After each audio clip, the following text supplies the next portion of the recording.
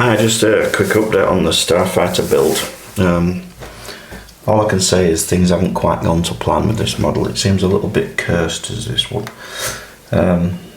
Some of it's my fault and some of it's the actual model itself. Now then, just to summarise, this is the undercarriage. I had a bit of trouble with that because the way that this model is built, you have to fit the undercarriage first. It's the first thing you do, which is all very well and good, but because I'm foiling it, you're constantly manipulating the fuselage all the time, you're moving it around. If it was a painted model, you could probably get away with it, but in this case it's not. I just kept catching it on things, and I kept repairing the front leg, catching it on it, breaking it off again, and it broke off so many times it got to the point where I couldn't repair it anymore. It's not because I'm clumsy, it's just really difficult to do it without breaking it. So I made the decision to just take it off because it was either that or I was going in the bin because I was getting sick of it. Building models it's not a life-changing project, it's not a crisis, is it? It's just a hobby, it's a bit of fun. So I'm not bothered, it's just things don't always go well, do they, when you build models. I've thrown away so many models, it's unbelievable, because for whatever reason, by mistakes from myself or whatever, they just end up in the bin because I won't waste too much time on something I'm not enjoying doing. Life's too short. Which is a shame, because I like the model, and it when it's finished it'll look good, but I can't do it with the undercarriage on anymore. So I made the decision to pursue it, keep going with it, but I'm putting the undercarriage up, and it's going to end up on a stand of some sort, and it'll be in flight. But it won't be in flight because there's no pilot in it. But if you go to museums and stuff, you see things like this hung up from ceilings and all sorts of things. And it's the only way I can get to do it, really, because it's either that or it goes in file 13, which is what I consider to be the bin. So that's as it stands.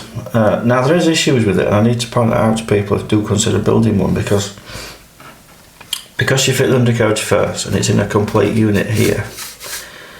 How it sits when the model's on the ground is completely uncontrollable by you at that point. You can't do anything about it. It is what it is.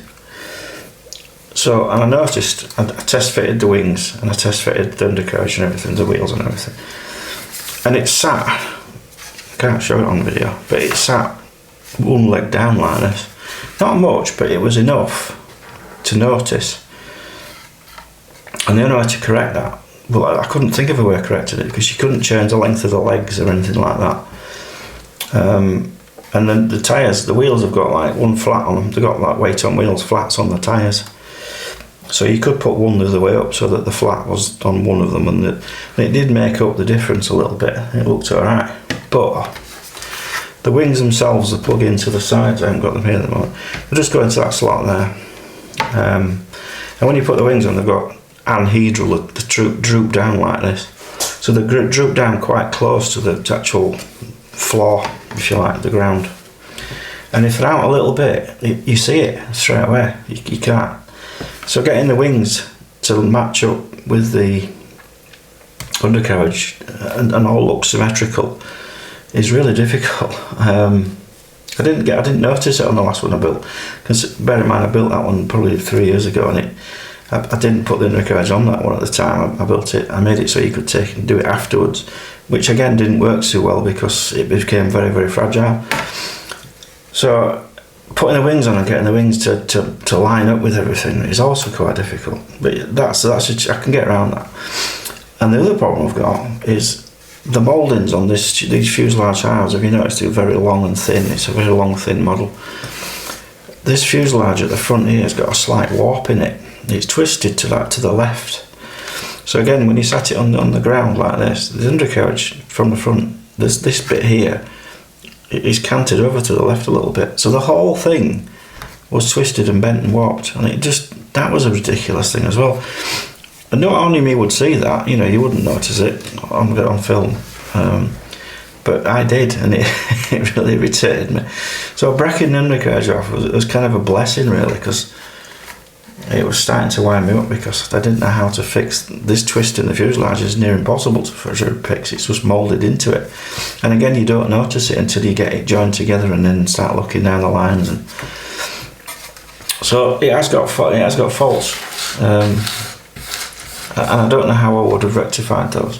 Now I started foiling the air intake here, which all went well, but I did foil it without fitting it onto the model first, because it seems to fit quite nicely when you put it on, but it doesn't. And when you put the thing on, you still get a seam here.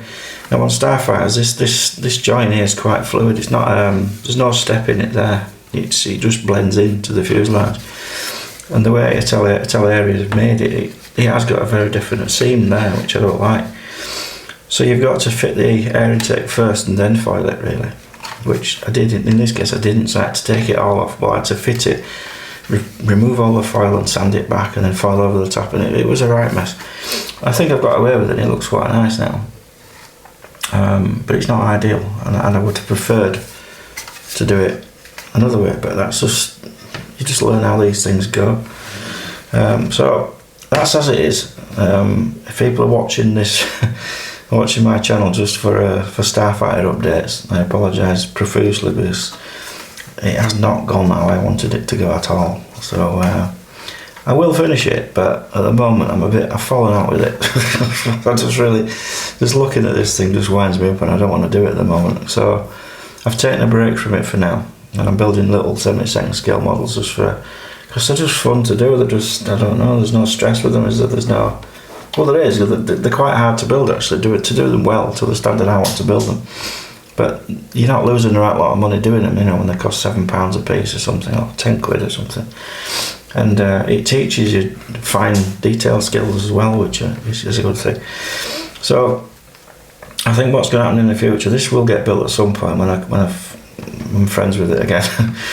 I'm building a couple of 172nd scale models now. I've already published one of the videos for that. And I'm going to start on the Corsair, which is a Tamiya Corsair, which was on the cards to do. And there's nothing wrong with that kit at all. It's perfect. It's flawless. At least I don't think there's anything wrong with it. I've not built it yet. But on face value, I can't think there's going to be anything go wrong with that. So that's what's going to happen, and this is going to get put on the back burner for a little bit, and I'll decide what to do with it. But it will be finished, and it'll look quite good in flight, and it does look quite cool when you put the wings on and stuff, and they look smart when they're all finished up and deckled up and everything. But at the moment, I'm not doing it. So there you go, quick update on the Starfighter.